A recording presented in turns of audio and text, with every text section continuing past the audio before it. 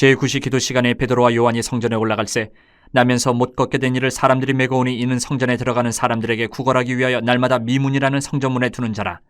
그가 베드로와 요한이 성전에 들어가려 함을 보고 구걸하거늘 베드로가 요한과 더불어 주목하여 이르되 우리를 보라 하니 그가 그들에게서 무엇을 얻을까 하여 바라보거늘 베드로가 이르되 은과 금은 내게 없거니와 내게 있는 이것을 내게 주노니 나사렛 예수 그리스도의 이름으로 일어나 걸으라 하고 오른손을 잡아 일으키니 발과 발목이 곧 힘을 얻고 뛰어서서 걸으며 그들과 함께 성전으로 들어가면서 걷기도 하고 뛰기도 하며 하나님을 찬송하니 모든 백성이 그 걷는 것과 하나님을 찬송함을 보고 그가 본래 성전 미문에 앉아 구걸하던 사람인 줄 알고 그에게 일어난 일로 인하여 심히 놀랍게 여기며 놀라니라. 나은 사람이 베드로와 요한을 붙잡으니 모든 백성이 크게 놀라며 달려나아가 솔로몬의 행각이라 불리우는 행각에 모이거늘 베드로가 이것을 보고 백성에게 말하되 이스라엘 사람들아 이 일을 왜 놀랍게 여기느냐? 우리 개인의 권능과 경건으로 이 사람을 걷게 한 것처럼 왜 우리를 주목하느냐? 아브라함과 이삭과 야곱의 하나님 곧 우리 조상의 하나님이 그의 종 예수를 영화롭게 하셨느니라. 너희가 그를 넘겨주고 빌라도가 놓아주기로 결의한 것을 너희가 그 앞에서 거부하였으니 너희가 거룩하고 의로운 일을 거부하고 도리어 살인한 사람을 놓아주기를 구하여 생명의 주를 죽였도다. 그러나 하나님이 죽은 자 가운데서 그를 살리셨으니 우리가 이 일의 증인이라. 그 이름을 믿음으로 그 이름이 너희가 보고 아는 이 사람을 성하게 하였나니 예수로 말미암아 난 믿음이 너희 모든 사람 앞에서 이같이 완전히 낫게 하였느니라. 위대한 감화력, 이렇게 제목을 적어봤습니다. 하나님께서 우리 인류에게 주신 가장 큰 선물이 있다면 뭘까요, 여러분? 하나님이 주신 가장 큰 선물? 저는 예수 그리스도라고 생각을 합니다. 예수 그리스도.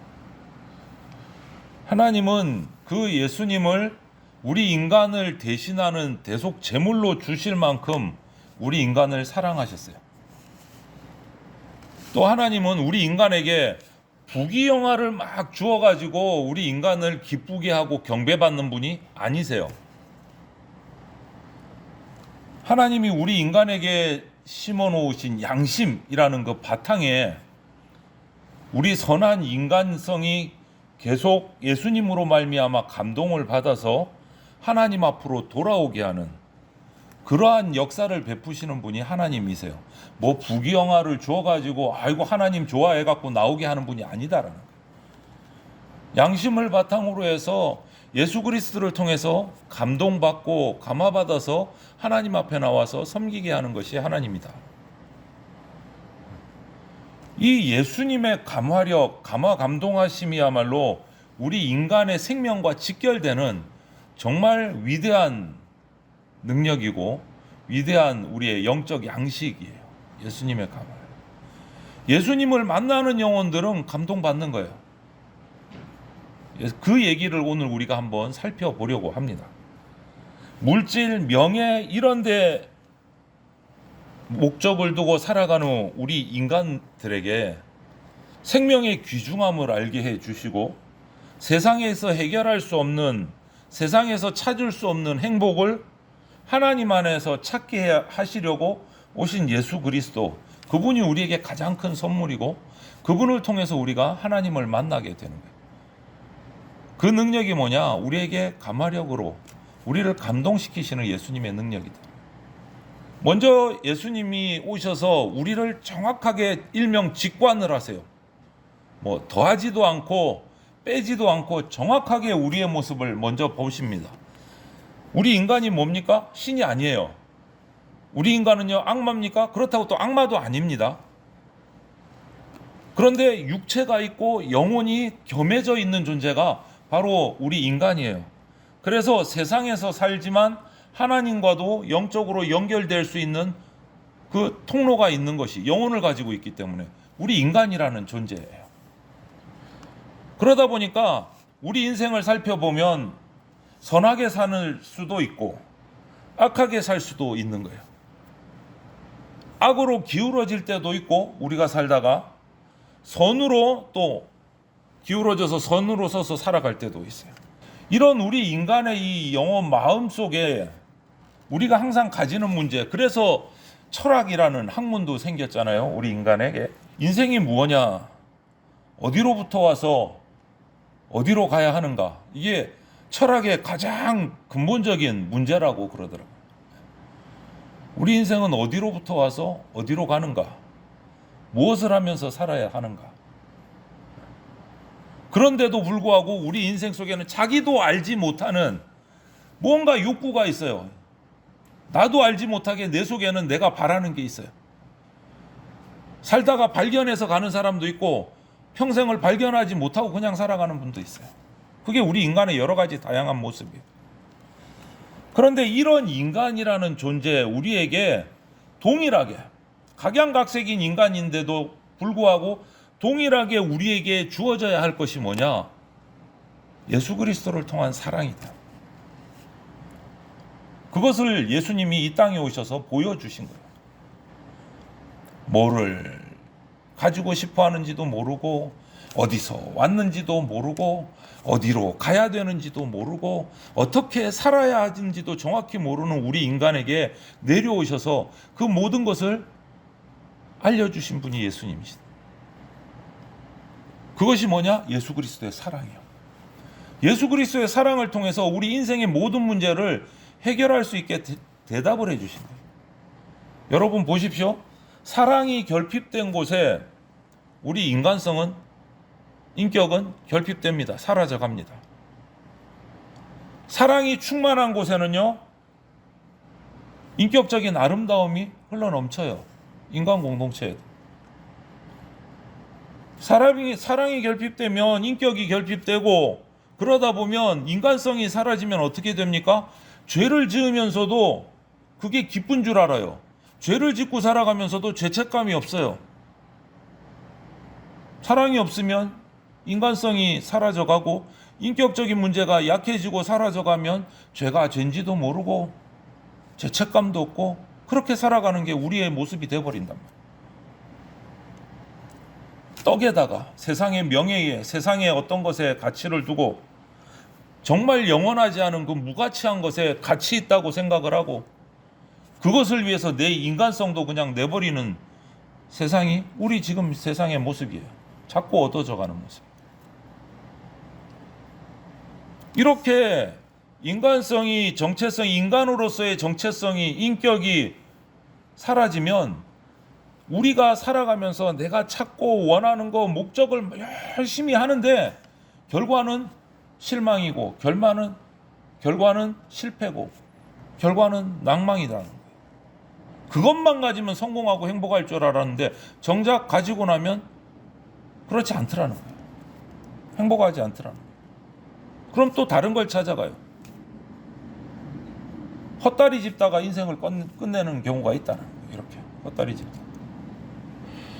여러분 한번 생각해 보십시오. 만약에 우리 인간들이 가지고 싶은 거, 요구하는 것을 요구하는 대로 하나님이 다 주셨다면 지금 우리 인간은 어떻게 됐을까요? 우리 인류는 정말 잘 살았을까요? 어떻게 됐을까요? 우리 인간들이 각자 가지고 싶어하는 모든 소원을 기도할 때마다 다 들어주셨다면 우리는 지금 어떻게 됐을까요? 저는 이렇게 생각합니다. 우리 인류는 진작에 멸망하고 벌써 사라졌다라고 생각을 합니다.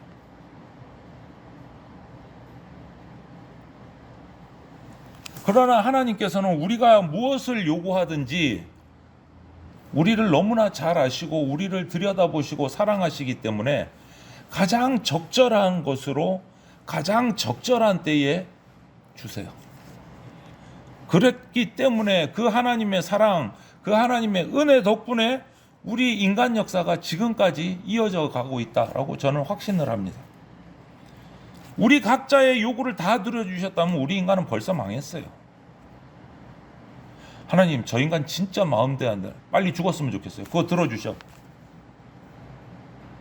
그럼 어떻게 살아남아요? 우리 인간은 약간. 하나님의 사랑, 하나님의 은혜 덕분에 나보다 나를 더 잘 아시는 그 하나님의 사랑 덕분에 우리가 지금도 살아가는 거예요.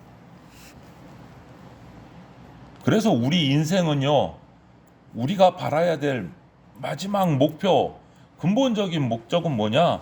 영원한 세상을 바라봐야 돼요. 그게 어딥니까? 하나님 나라, 천국이에요. 그것을 바라보고 살아가야 우리 인생이 바른 길로 갈 수 있다는 거예요. 하나님께서는 예수님을 이 땅에 보내셔서 그 길을 열어주신 거예요. 요즘에 우리 마태복음 묵상하잖아요. 세례 요한이 첫 마디가 뭐였습니까? 전파한 것이 회개하라 천국이 가까웠느니라. 세례 요한이 투옥되고 나서 예수님이 갈릴리 가버나움에 서셔서 첫 마디가 뭐였습니까? 회개하라 천국이 가까웠느니라. 천국의 길을 선포하신 거예요. 천국의 길. 어떻게 하면 천국에 갈 수 있느냐? 그것을 선포하신 거예요. 그게 복음의 메시지예요. 예수님을 통해서 그 길을 찾는 거예요. 오늘 등장하는 사람 보십시오. 태어나면서부터 안진뱅이였던 사람이잖아요. 세상에 태어나서 한 번도 걸어본 적이 없는 사람, 뛰어본 적이 없는 사람, 정말 절망하고 슬픔밖에 없고 답답할 수밖에 없고 구걸해서 먹고 살아야 되는데 그것도 자기 스스로 안 돼서 사람들이 매일마다 들어다가 위문 앞에 딱 앉혀줘야 구걸이라도 할 수 있는 사람. 얼마나 스스로가 저주스럽겠습니까? 자신의 모습이. 그 사람을 동정하는 사람들은 있었습니다. 그러니까 안아다가 그 자리에 앉혀주고 또 저녁이 되면 집으로 데려다주고 했겠죠. 하지만 어느 누구도 그 안진뱅이의 진짜 속마음, 그의 마음을 알아주는 사람은 없었어요. 불쌍하게 생각하는 사람들은 있었지만 그에게 정말 위로를 해주는 사람은 또 없었어요. 꼭 있었다 해도 그냥 립서비스로 말로 몇 마디 했겠죠. 그의 진짜 마음을, 그 가운데 있는 어려움을 들어주고 해결해주는 사람은 아무도 없고 그렇게 해줄 사람도 없었어요. 그러나 오늘 누가 지나갑니까? 그 성전 미문에 안진뱅이가 앉아서 오늘도 변함없이 구걸을 하고 있는데 그 앞을 누가 지나갑니까? 베드로와 요한, 예수 그리스도의 제자가 지나갑니다. 그리고 그들에게도 손을 내밀고 구걸을 합니다. 이 안진뱅이가. 그때 베드로와 요한이 뭐라고 합니까? 그들에게 은을 줬습니까? 금을 줬습니까? 세상에 가치를 주지 못했어요. 베드로와 요한은. 그런데 그에게 준 것이 있어요. 뭐라고요? 은과 금은 내게 없거니와 예수 그리스도의 이름으로, 예수 그리스도의 이름으로 일어나 걸으라. 예수 그리스도의 이름을 그에게 줬어요. 예수 그리스도의 이름을. 그때 그는 일어났고 베드로와 요한을 따라 뛰면서 성전 안으로, 그 성 안으로 뛰어 들어가면서 하나님을 찬송했어요. 여러분, 예수님은 연약한 자에게 회복의 능력을 베풀어 주십니다.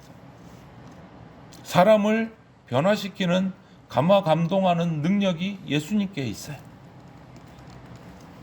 야고보서는 행함이 없는 믿음은 죽은 믿음이다 이렇게 말합니다. 입으로만 위로하는, 입으로만 형식적으로 인사하는, 입으로만 고백하는 그런 거 하지 말라는 거예요.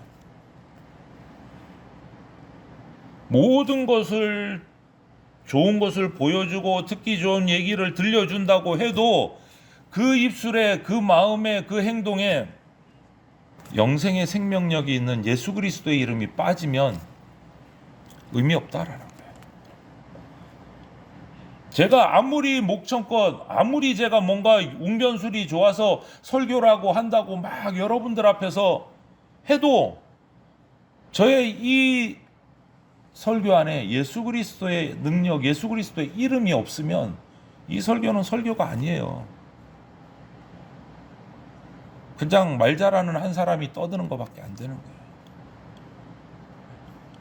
우리의 영혼을 움직이지 못해요. 우리의 영혼을 감동시키지 못해요. 예수님이 없으면. 왜? 예수님께 가마력이 있어요. 예수님의 말씀에 변화시키는 능력이 있기 때문에 반드시 있어요. 여러분, 예수님은 그분의 말씀이 있는 곳에 사랑이 전파되고 기쁨이 전파됐어요. 예수님이 복음서에 기록된 공생의 3년의 역사들을 여러분 한번 성경을 읽어보세요. 예수님이 말씀하실 때, 예수님이 가서 그들을 어루만지실 때 슬픔은 달아나고 기쁨이 있어요. 고통은 달아나고 회복이 있었어요. 미움과 시기는 다 물러가고 사랑이 그 가운데 나타났어요. 이것이 예수님의 능력이에요. 감화력이에요.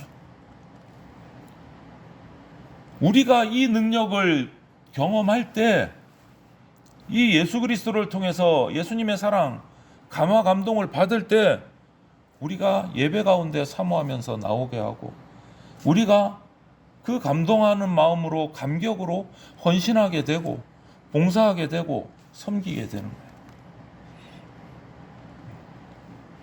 이것이 예수님의 감동받은 자의 모습이고 변화된 자의 모습이다.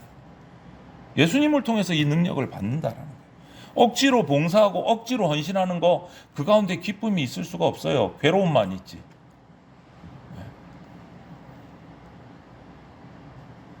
그리고 예수 그리스도를 믿을 때 능력이 나타나요. 예수 그리스도를 믿을 때. 예수 그리스도를 통해서 감동받을 때 믿음의 능력이 나타나는 거예요. 믿음은 바라는 것들의 실상이다 라고 히브리서 11장에 얘기하잖아요. 이게 무슨 말입니까? 바라는 게 있으면 하나님 주십시오 떼쓰는 게 아니고 믿으라는 거예요. 그때 바라는 것들이 실제로 나타난다, 이루어진다. 믿음이 먼저다. 믿음이. 예수 그리스도를 믿음으로 내가 감화 감동 받고 그 예수님을 닮아갈 때 필요한 것들이 채워지고 나타난다. 믿을 때. 그래서 우리가 가지고 있는 예수 그리스도의 신앙은요, 어떤 능력보다 강합니다. 어떤 스펙보다 강합니다. 어떤 세상의 지식과 지혜보다도 강한 능력이 우리 예수 그리스도를 향한 믿음에 있습니다. 이 믿음을 가질 때 우리는 하나님과 동행하는 자가 되기 때문에 그렇게 되는 거예요. 믿음을 가질 때. 우리 하나님 말씀 한마디로 우주 만물을 창조하신 분이십니다. 그리고 창조하신 우주 만물을 빈틈없이 완벽하게 어떠한 어려움 없이 지금까지도 운행하고 계신 분이 하나님이세요. 우주 만물을 돌리고 계시잖아요. 운행하고 계시잖아요. 누가 그러더라고요. 우리 지구는 태양을 돌고 있고 달은 지구를 돌고 있어요. 근데 그 달에 문제가 생기면 지구가 엄청난 영향력을 받는다는 거예요. 정확하게 그 정해진 시간 안에 계속 돌아줘야 돼요.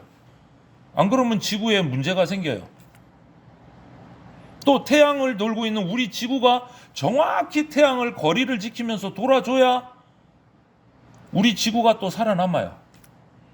조금만 가까워지면 불타서 없어지는 거예요. 그런데 이거를 어쩌다 보니까 우연히 자동으로 돌아가는 거야? 이걸 말 된다고 생각합니까? 안 된다고 생각합니까? 자동차가 자동으로 움직여서 사고 안 나는 거랑 지구가 태양을 자동으로 움직여서 지구가 불 안 타고 계속 도는 거랑 어느 게 더 쉽다고 생각하십니까? 하나님이 붙들고 움직이시지 않으면요, 우주 만물은 무너져 내려요, 여러분. 이게 자동이라고 생각하시면 안 돼요. 창조하신 하나님이 계시고 그 창조하신 하나님이 우주 만물을 지금도 운전하고 계시는 거예요. 운전하고 계시는 거예요. 여러분 보세요. 우리가 자연을 제대로 말씀대로 못 누리고 못 가꾸니까 지금 엄청난 추위가 닥쳐오잖아요. 북극 한파가 내려오잖아요. 이럴 수가 없는 거잖아요. 우리가 하나님의 뜻대로 자연을 관리하지 못했기 때문에 그 균형이 깨지니까 이상기온이 생기는 거란 말이에요. 자동으로 돌아가는 건 없습니다, 여러분. 하나님이 붙들고 계시니까 우리가 살아있는 거예요. 이런 무한한 창조 세계 가운데 우리가 살아가고 있어요. 우리만 삽니까? 수많은 하나님이 창조하신 피조물들이 있는데 그 가운데 우리는 한 인간이에요. 한 존재예요. 그런 우리가 무엇을 바라면서 이 인생을 살아가야 되겠습니까? 대단한 인생이 아니란 말이에요. 대단한 인간이 아니란 말이죠. 하나님의 창조주 입장에서 보면 수많은 우주 만물의 정말 먼지와 같은 작은 존재 중에 하나가 우리예요. 그럼 우리는 무엇을 바라보고 살아가야 될까요? 우리의 짧은 인생 무엇을 소망하고 살아가야 될까요? 명예요? 성공이요? 부귀 영화요? 그게 목적이 되면 만족이 될까요? 여러분, 우리 인간의 생명과 직결된 문제의 해결은 예수 그리스도의 믿음으로 결정됩니다. 피조물 중에 작은 인간인 우리는 우리를 창조하신 하나님을 예수 그리스도를 통해서 믿음으로 우리의 인생이 복되게 되는 거예요. 믿음이라는 거는요, 하나님의 능력 안에서 산다라는 거예요. 하나님의 능력 안에서. 이 능력은 요술쟁이가 요술을 부리는 것도 아니고 독재자가 폭력을 행사하는 것도 아니에요. 이 능력, 이 힘은 악한 마음을 선하게 변화시키는 힘이에요. 예수 그리스도의 가마력은요. 절망한 사람에게 소망을 가지게 하는 힘이에요. 싸우는 사람들을 화목케 하고 어두운 사회를 밝게 하는 것이 예수 그리스도의 능력, 바로 가마력이에요. 전쟁으로 파멸 직전에 놓여 있는 우리 인간들에게 삶의 길을 열어주는 것이, 바로 천국에 들어가는 길을 열어주는 것이 예수 그리스도의 능력, 바로 가마력이에요. 그런데 우리는 그것을 따라가지는 않고 내 힘을, 한결같이 내 힘을, 내 능력을 키우려고 온 힘을 다하고 있어요. 인생 살아가는데.